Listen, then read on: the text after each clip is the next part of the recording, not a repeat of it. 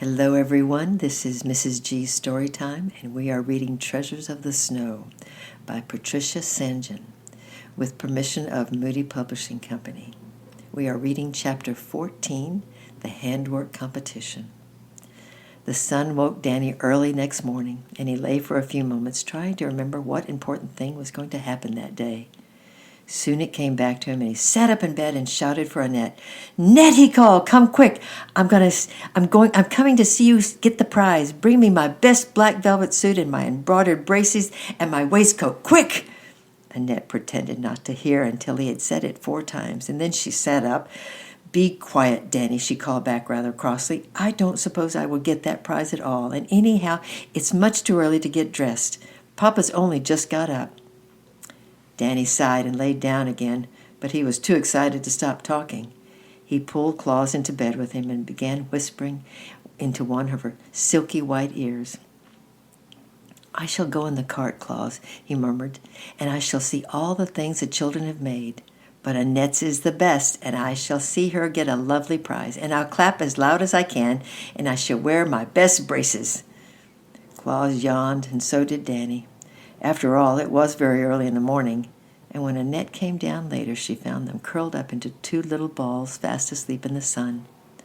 1.5 hours later, they were off, with Danny dressed in his best clothes.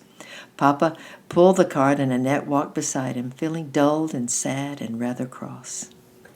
What could make Annette feel so miserable on such a morning? The sun was shining, the river was glistening, and Annette was going to win a prize.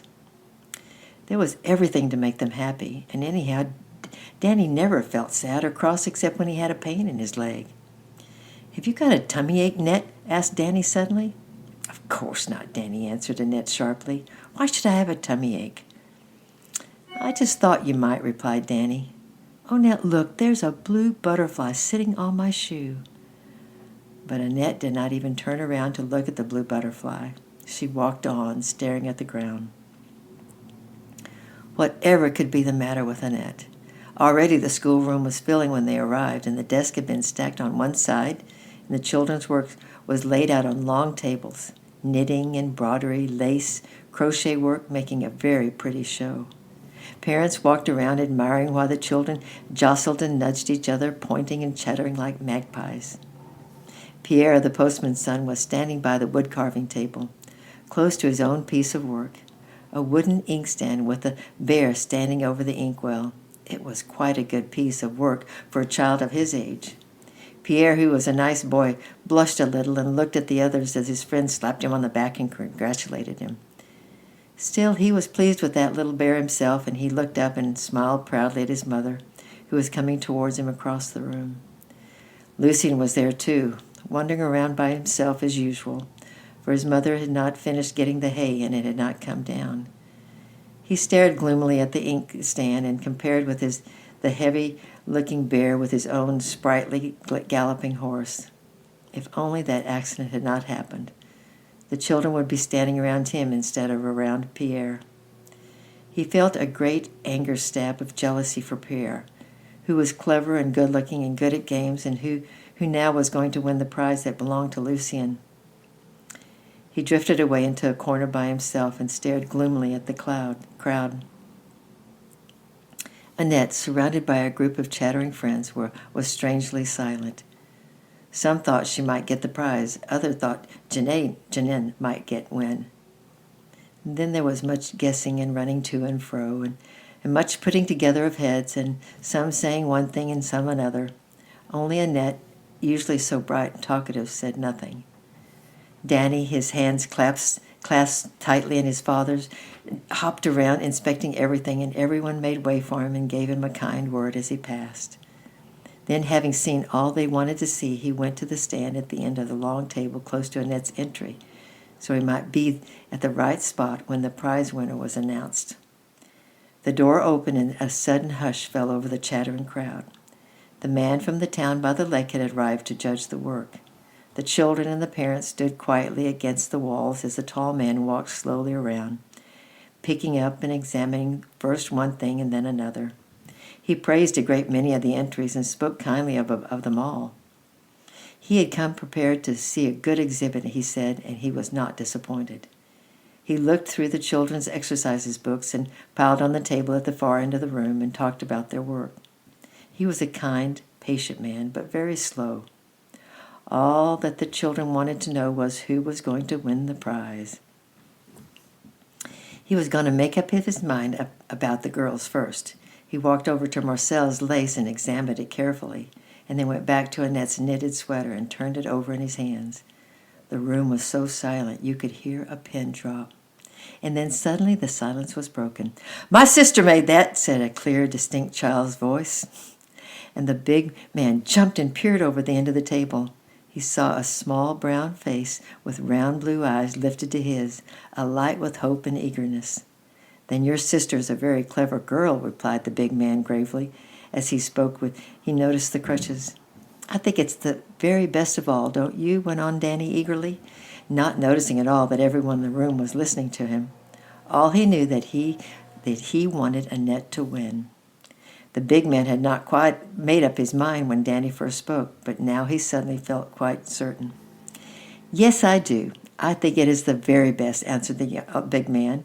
And Danny immediately turned around on his crutches and faced his sister, who was blushing deeply at his bad behavior. "You've got the prize," Annette called out Danny, and everyone burst out laughing and started clapping. And so in this unusual, unexpected fashion, the prize winner for the girls was announced. Pierre won the boys' prize, and it was announced properly after a suitable speech to which none of the children listened. Then there was tea and rolls, gingerbread, macaroons, and then Pierre went home with a crowd of admiring friends who all brought chocolate sticks for him for winning. Lucien went down to the village alone to collect the bread, and when he came back past the school, the playground was deserted and the children had all gone home. He climbed the hill slowly, but it was not the weight of the breadbasket on his back that bowed his shoulders or made him walk with his eyes on the ground. Lucien was very unhappy. Why was it that one day it seemed easy to be brave and cheerful, and the next day it seemed impossible to be anything but angry and jealous? Yesterday, on the way home from visiting the old man, he thought he wouldn't mind seeing Pierre win the prize, but today he hated Pierre. The old man had talked about trying to become what God meant you to be, but somehow, however hard you tried, it seemed impossible to change yourself for long. And yet the old man had become different, and Lucien found himself wondering how. The old man had talked about God, and perhaps God could make nasty people nice if they asked him. Lucien felt he didn't know much about God. Anyhow, God was probably very angry with him for being so wicked to Danny. But could God really love him much? Surely God wouldn't forgive something so bad as in a hurry, and even if he did, nobody would. His unhappiness came over him again, and he gave a little sniff and kicked angrily at the stones on the path.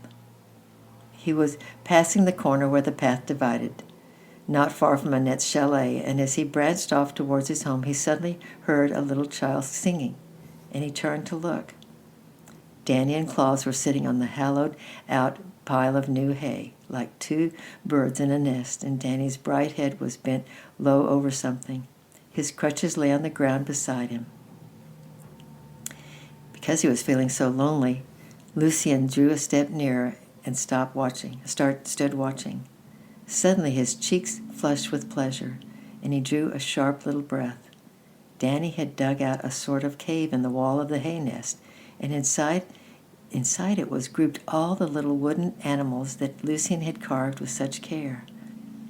So she did give them to him, thought Lucien to himself with a little thrill of happiness, and he does like them. And then aloud he said, "What are you playing at, Danny?" Danny jumped and looked up and saw the boy who had tried to kill his kitten. His first reaction was to seize Claus around the middle tightly and say, "Go away, you horrid boy!" But as he said it, he, although he was only 5 years old, could not help noticing that Lucien looked very unhappy, and unhappiness was not a thing that his friendly little heart could not bear. So, still holding the struggling Claus very tightly, he added after a moment's pause, I'm playing with my fairy Noah animals, and Net said I mustn't talk to you." "I wouldn't hurt you," answered Lucien very gently. "I'm sorry about your leg. That's why I made those animals for you." "You didn't make them," answered Danny cheerfully. "I found them behind the woodpiles. The fairies put them there." Lucien was just about to answer when Annette's voice came sharp and shrill from the door of the chalet. "Danny," she shouted, "come in at once. Supper's ready." Lucien turned around. So she didn't tell him, he thought rather bitterly.